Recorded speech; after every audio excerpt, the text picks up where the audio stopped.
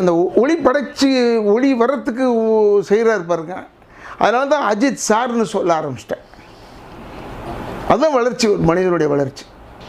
நான் பார்க்குறதே இல்லை, நான் அப்பெல்லாம் பார்த்து ரொம்ப நாள் ஆச்சு அஜித்தெல்லாம் பார்த்து. பட் இப்போ கேள்விப்பட்டதுலேருந்து சொல்கிறேன். குமணன் கதையை பற்றி சொல்கிறோம், அதெல்லாம் கேள்விப்பட்டதானே சொல்கிறோம். தர்மம் பண்ணார். கர்ணனை பற்றி சொல்கிறோம், கேள்விப்பட்டதானே சொல்கிறோம். அது மாதிரி தான் அஜித் அவர்கள் கேள்விப்பட்டதை சொல்கிறாங்க.